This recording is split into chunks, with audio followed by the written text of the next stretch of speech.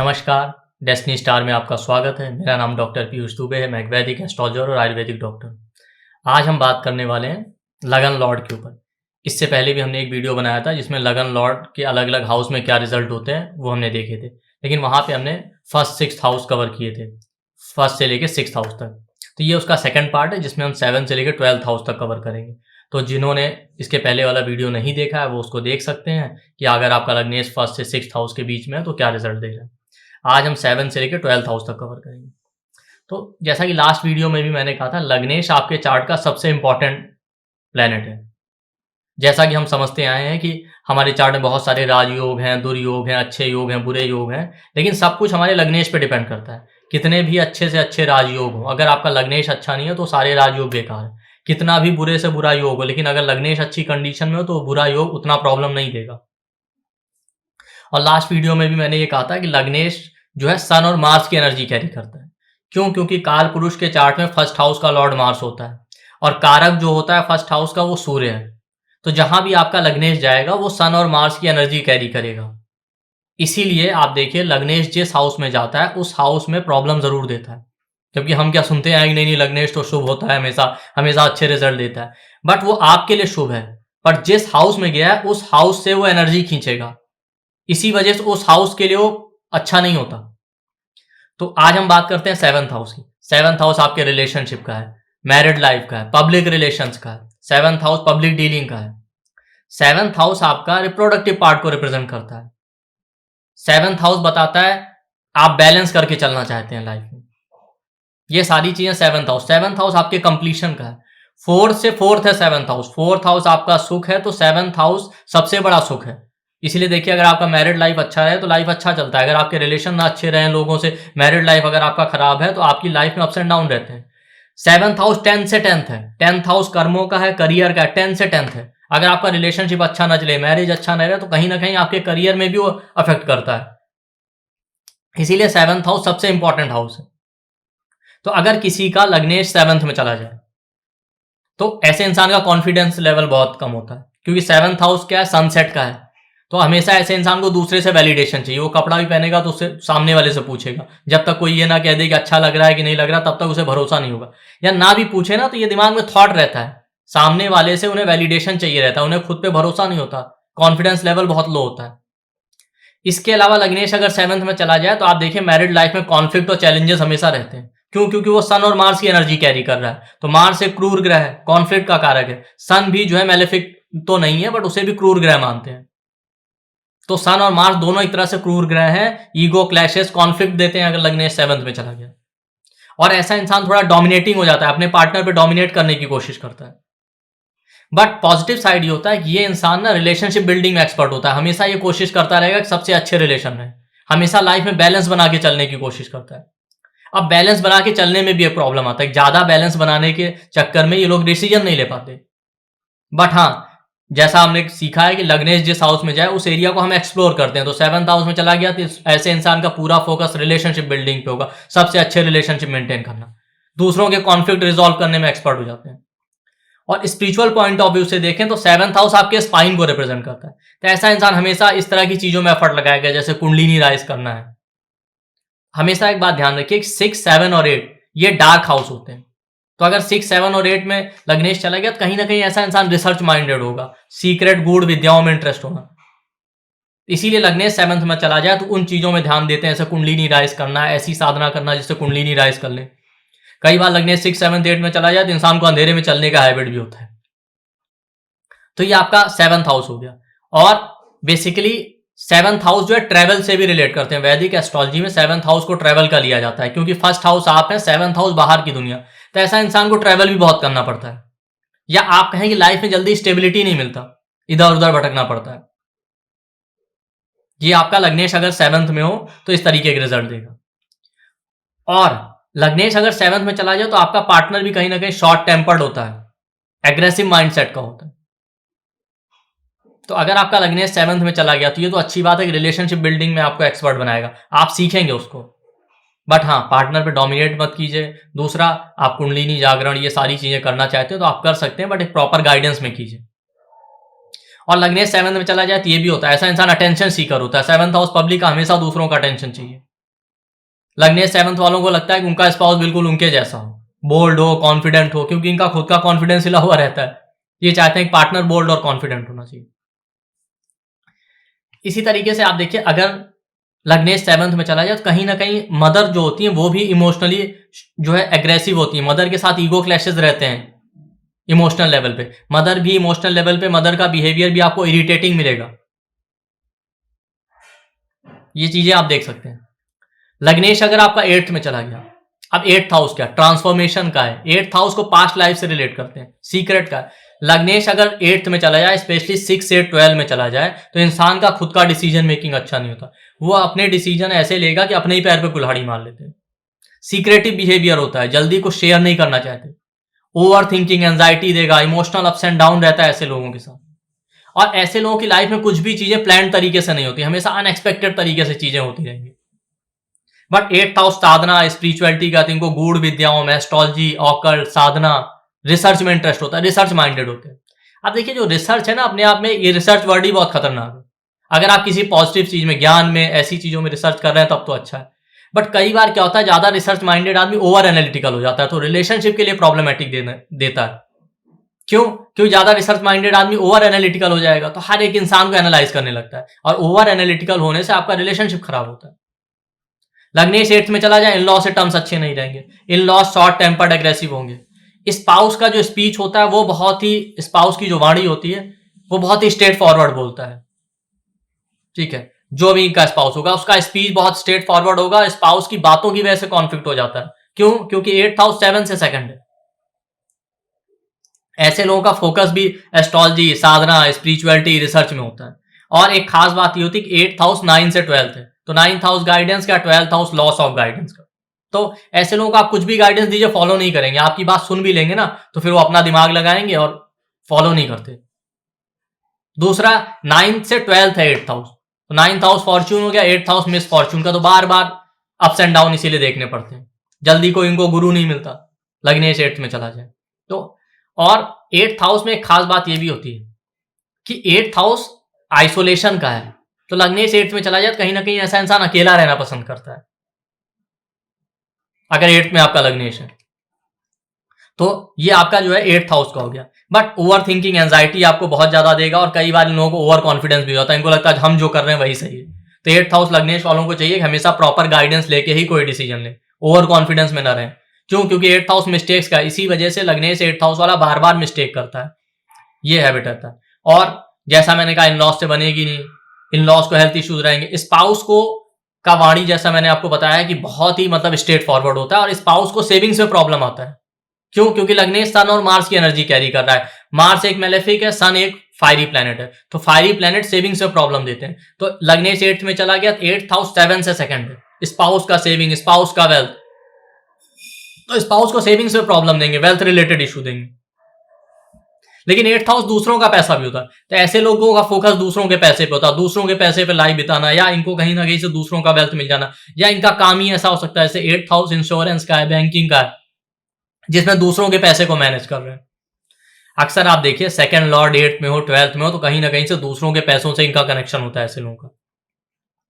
तो ये हो गया लग्नेश अगर 8th में चला गया, तो लग्नेश 8th में चला गया तो रिसर्च कीजिए, साधना कीजिए, सब कुछ कीजिए, बट ओवर एनालिटिकल मत बनिए, और लोगों से गाइडेंस लेके प्रॉपर तब जाके डिसीजन लीजिए।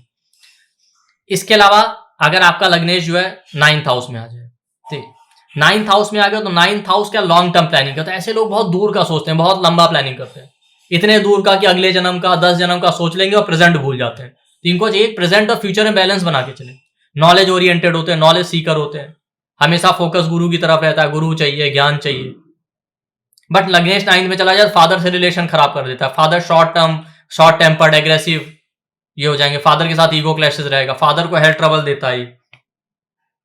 लग्नेश 9th हाउस में चला जाए तो इन लोगों का भी इंट्यूशन बहुत अच्छा होता है। ये हमेशा उस तरह की चीजें, एक्टिविटी ट्राई करेंगे, त्राटक है, साधना है, कि जिससे हम दूसरों के माइंड को रीड कर लें।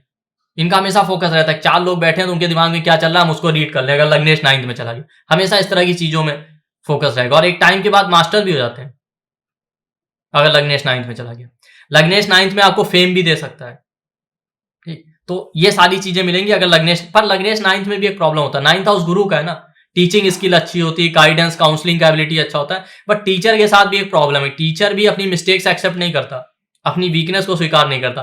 तो लग्नेश 8th हाउस वाले 9th हाउस वाले क्या करेंगे कि वो अपनी मिस्टेक्स को एक्सेप्ट नहीं करेंगे। और लग्नेश 9th हाउस का एक प्रॉब्लम होता है, अगर इनको कोई प्रॉब्लम आए तो कभी शो नहीं करेंगे सामने, पहले इनका फोकस होता है अपनी प्रॉब्लम सॉल्व करें, भले अकेले में बैठ के रोलेंगे, ये उस तरीके से होते हैं। But overall 9th house pilgrimage का है, लॉन्ग ट्रेवल का, तो लॉन्ग डिस्टेंस ट्रेवल करवाता है, तीर्थ यात्राएं करवाएगा आपको, ये सारी चीजें। लग्नेश अगर आपका 10th हाउस में चला जाए तो सिद्ध योग कहते हैं, करियर ओरिएंटेड होता है ऐसा इंसान, पूरा फोकस काम पे होता है, इनके लिए काम ही सबसे बड़ी चीज है। और ऐसा इंसान का थॉट प्रोसेस जो होता है कि अपने काम से अपना आइडेंटिटी बनाना, हम्बल बैकग्राउंड से होते हैं, जीरो से राइज करते हैं और फोकस्ड होते हैं। अगर लग्नेश 10th में अनएफ्लिक्टेड है, मेलेफिक प्लैनेट से एफ्लिक्टेड नहीं हो, तो ये इंसान जो काम शुरू करेगा उसे पूरा करेगा, ये रहता है। पर मदर इन लॉ को हेल्थ इश्यूज दे देता है, मदर इन लॉ से रिलेशन अच्छे नहीं रहते, ईगो क्लैशेस, कॉन्फ्लिक्ट दे देगा अगर लग्नेश 10th में। लग्नेश 10th में आपको आई साइट का भी प्रॉब्लम दे सकता है कई बार। बट लग्नेश 10th हाउस वालों का विजन बहुत अच्छा होता है, बहुत दूर की सोच के चलते हैं, ठीक। और कई बार ना लग्नेश 10th हाउस वाला इंसान भी जो है, आप देखिए अगर एफ्लिक्टेड हो जाए लग्नेश 10th हाउस में, तब उसके साथ ये प्रॉब्लम होगा कि उसका फोकस स्टेबल फिर नहीं रहेगा, कंसंट्रेशन अच्छा नहीं होता, काम शुरू करेंगे बीच में छोड़ देंगे। अक्सर आप देखिए लग्नेश 10th हाउस में और मेलेफिक से इन्फ्लुएंस है, सैटर्न राहु केतु से, या 10th हाउस में मेलेफिक बैठे हैं सैटर्न राहु केतु, काम शुरू करेंगे बीच में छोड़ देंगे। बट अनएफ्लिक्टेड तो बहुत अच्छा कंसंट्रेशन पावर और फोकस दे सकते हैं। और इसीलिए लग्नेश अगर 10th में हो तो जैसा मैंने कहा ना, विजन अच्छा होता है, तो ये चीजें। और फादर का लग्नेश 10th में है तो फादर को वेल्थ और सेविंग से रिलेटेड प्रॉब्लम आना, फादर को अपनी फैमिली से चैलेंजेस आते हैं, फैमिली के साथ कॉन्फ्लिक्ट और ईगो क्लैशेस दे देता है।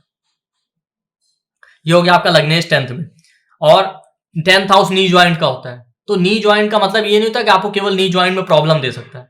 नी ज्वाइंट घुटने हैं, मतलब लाइफ में ऐसे सर्कमस्टेंसेस और सिचुएशन आएंगे ऐसे इंसान की लाइफ में कि उसको कंप्रोमाइज करना पड़ेगा, घुटने पे ले आएगा आपको, ये अगर आपका लग्नेश 10th में। बट ओवरऑल करियर के लिए, फोकस के लिए, कंसंट्रेशन के लिए लग्नेश 10th में बहुत अच्छा होता है, ठीक है।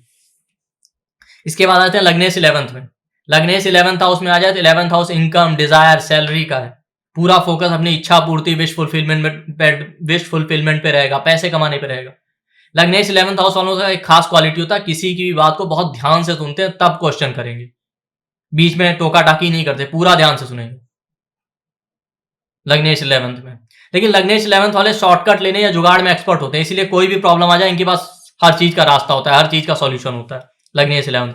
बट एल्डर सिबलिंग से, अपने दोस्तों से अटैच तो बहुत होते हैं, बट उनसे ईगो क्लैशेज या कॉन्फ्लिक्ट दे देगा। इनके जो फ्रेंड सर्कल में इनके क्लोज फ्रेंड होंगे, एल्डर सिबलिंग्स, उनको हेल्थ इश्यूज भी देता है, उनकी लाइफ में चैलेंजेस देगा लग्नेश अगर 11th में है तो ये हो गया। और लेकिन लग्नेश 11th वालों के साथ कई बार चीटिंग भी हो जाता है। चीटिंग का रीजन ये होता है कि चीटिंग दो ही रीजन से होता है, या तो अगर आप ओवर इमोशनल है, या आपकी डिजायर एक्सेस में, तो जरूरत से ज्यादा इच्छाएं भी आपके साथ चीटिंग करवाती हैं। लेकिन लग्नेश 11th में नॉलेज के लिए बहुत अच्छा है, क्यों? क्योंकि 11th हाउस 9 से 3rd है, गुरु का उपदेश। 9th हाउस गुरु का, 3rd हाउस उपदेश का होता है, 9 से 3rd गुरु का उपदेश, तो ये है। तो नॉलेज के लिए लेकिन अच्छा है, नॉलेज सीकर होते हैं। और लग्नेश 11th में चला जाए तो कानों में भी समस्या दे सकता है, जैसे लग्नेश 10th में आई साइड में प्रॉब्लम, तो 11th में ईयर्स में प्रॉब्लम आपको दे सकता है, ईयर रिलेटेड इशू। और 11th हाउस इनक्योरेबल डिजीज का है, अगर लग्नेश 11th में हो और एफ्लिक्टेड है मेलेफिक प्लैनेट से, तो ऐसी कोई हेल्थ इश्यूज दे सकता है जो जल्दी, जिसका ट्रीटमेंट ही ना मिले आपको, क्योंकि 6th हाउस एक्यूट डिजीज का होता है, 8th हाउस क्रॉनिक डिजीज का, 11th हाउस इनक्योरेबल डिजीज का होता है। 11th हाउस 8 से 4th है, 4th हाउस होता है क्योर का, 8th हाउस होता है क्रॉनिक डिजीज का, तो 8 से 4th है 11th हाउस। तो अगर 11th हाउस एफ्लिक्टेड हो गया तो वो बीमारियां जिसका क्योर नहीं मिल रहा है, तो ये अगर आपका लग्नेश 11th में चला जाए तो ये रिजल्ट देगा। अगर लग्नेश आपका 12th में चला जाए, लग्नेश 12th में चला जाए तो भी ऐसा इंसान आइसोलेशन में रहेगा, या तो बर्थ प्लेस से दूर जाके सक्सेस मिलेगी। देखिए लग्नेश 8th में हो, 12th में हो, तो आपको बर्थ प्लेस से दूर ले जाएगा। 12th में तो हो सकता है फॉरेन कंट्री में भी ले जा सकता है अगर लग्नेश 12th में। और लग्नेश 12th हाउस वाले क्या करते हैं, लेट गो मोड में आते हैं, एफर्ट लगाएंगे किसी काम के लिए, लेकिन काम पे एफर्ट लगाने के बाद एक टाइम ऐसा आएगा जब भगवान भरोसे छोड़ देंगे, जो होगा देखा जाएगा, तभी जाके इनका काम होता है। लेकिन लग्नेश 12th हाउस वालों को कहीं ना कहीं से डिवाइन ब्लेसिंग मिलता रहता है, पितरों का सपोर्ट, क्योंकि 12th हाउस एंसेस्टर, पितरों या ऋषियों का होता है। लग्नेश 12th हाउस वाले भी मेडिटेशन, साधना, इनमें बहुत इंटरेस्टेड होते हैं। और लग्नेश 8th में हो या 12th में हो तो हेल्थ इश्यूज तो देता ही देता है और डिसीजन मेकिंग खराब कर देगा, क्योंकि 12th हाउस भी हॉस्पिटल का है। 12th हाउस लॉस का है तो आपके डिसीजन मेकिंग का लॉस करता है, बुद्धि का लॉस। तो ऐसे इंसान का भी डिसीजन मेकिंग खराब होता है, बहुत अच्छा नहीं होता। लग्नेश 12th में चला जाए तो आपकी मैरिड लाइफ में प्रॉब्लम देता है, क्योंकि सन और मार्स का एनर्जी कैरी करेगा। तो 12th हाउस बेडरूम का है, तो बेडरूम लाइफ में, प्राइवेट लाइफ में कॉन्फ्लिक्ट है, ईगो क्लैशेज है। और लग्नेश 12th हाउस वाले कंफर्ट सीकर होते हैं, उनको बहुत आराम चाहिए, क्योंकि 4th और 12th हाउस कंफर्ट का है, 12th हाउस बेडरूम का, तो उनको पूरा आराम चाहिए होता है अगर लग्नेश 12th में चला गया। अनएक्सपेक्टेड सडन एक्सपेंडिचर करवाएगा। 12th हाउस लग्नेश आपके स्पाउस को लोअर बैक में प्रॉब्लम, अगर आपका लग्नेश 12th हाउस में चला गया तो स्पाउस को लोअर बैक में प्रॉब्लम, रिप्रोडक्टिव पार्ट या किडनी का इश्यू दे सकता है। ये सारी चीजें मिलेंगी आपको।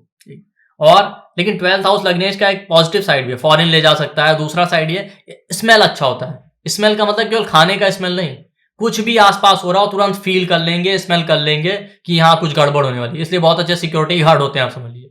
इनके आसपास कुछ भी होने वाला हो, कुछ भी गड़बड़ होने वाली, उन्हें कहीं ना कहीं से फील हो जाएगा कि यहाँ कुछ तो गड़बड़ होने वाला। इंट्यूटिव फीलिंग बहुत अच्छा होता है लग्नेश 8th और 12th वालों का। 12th हाउस कमिटमेंट और भक्ति का, लोग पूरा एफर्ट लगाते हैं, भक्ति की तरफ जाना है, भक्ति के मार्ग में जाना है, कमिटेड रहना है। तो ये आपका देखिए लग्नेश अगर 7 से 12th है तो आपको अलग अलग हाउस में इस तरीके से रिजल्ट देगा। तो सिंपल सी कॉन्सेप्ट ये है, जिस हाउस में लग्नेश जाएगा उस हाउस के सिग्निफिकेशन पकड़िए, वहां आपका फोकस रहेगा। बट चूंकि वो सन और मार्स दो क्रूर ग्रहों की एनर्जी कैरी कर रहा है, तो उस हाउस के रिगार्डिंग प्रॉब्लम देता है, उस हाउस से भी आपको भी प्रॉब्लम देगा। तो ये हमने लग्नेश 7 से 12th हाउस में कवर किया है, और फर्स्ट पार्ट में हमने लग्नेश 1st से 6th हाउस में कवर किया था। आप सभी इस वीडियो को देखिए और ध्यान से अपना फीडबैक शेयर कीजिए। इसके अलावा आप लोगों के लिए एक इंपॉर्टेंट अनाउंसमेंट है कि जैसा हमने कहा कि हमारा टाइमिंग ऑफ इवेंट पे क्लास आ रहा है 18 मार्च से 7 PM से 8:30 PM पे क्लास होगा, और मंडे से थर्सडे क्लास होगा। इसका आपको रिकॉर्डिंग, सर्टिफिकेट, PDF सब कुछ मिलेगा, और इसमें हम हर एक इवेंट का टाइमिंग सीखेंगे, चाहे महादशा अंतरदशा को यूज करते हुए, स्नैपशॉट टाइमिंग के मेथड, ट्रांजिट, सैटर्न, जुपिटर सबका यूज करते हुए, आपकी मैरिज का टाइमिंग, डिवोर्स का timing, court case, conflict, accident, job का टाइमिंग, करियर में ब्रेक है, फॉरेन ट्रैवल, हॉस्पिटल आपका गए हैं तो उसका टाइमिंग, ये सारी चीजें आप सीखेंगे। Property purchase, vehicle purchase, promotion, increment, जितने इंपॉर्टेंट इवेंट होते हैं उन सबका टाइमिंग हम देखेंगे। गुरु कब मिलेंगे, स्पिरिचुअल लाइफ कब आपकी स्टार्ट होगी, ये सारी चीजें। और बहुत सारे मैं आपको स्नैपशॉट टाइमिंग के मेथड सिखाऊंगा, क्योंकि लोगों को लगता है टाइमिंग सबसे टफ है, लेकिन इस क्लास को करने के बाद आपको लगेगा आप चुटकियों में टाइम कर लेंगे। और ये 12 डेज का क्लास होगा, जरूरत पड़ेगी तो हम एक्सटेंड भी कर लेंगे। तो जिसको भी क्लास को अटेंड करना है, हमारे वीडियो के डिस्क्रिप्शन बॉक्स में जाइए, वहाँ पे आपको कॉन्टैक्ट डिटेल मिल जाएगा, और हमारे अलग अलग डिस्काउंट ऑफर अवेलेबल रहते हैं, वो आपको डिस्क्रिप्शन बॉक्स से पता चल जाएगा। हमारा जो कॉन्टैक्ट डिटेल आप डिस्क्रिप्शन बॉक्स से देख सकते हैं, या आप नोट भी कर सकते हैं, 9903695555। ये हमारा नंबर कॉल और व्हाट्सएप सब पे अवेलेबल है, आप कॉल या व्हाट्सएप करके इंक्वायरी कर सकते हैं। तो आप लोग इस वीडियो को देखिए, अपना फीडबैक शेयर कीजिए। थैंक यू, नमस्ते।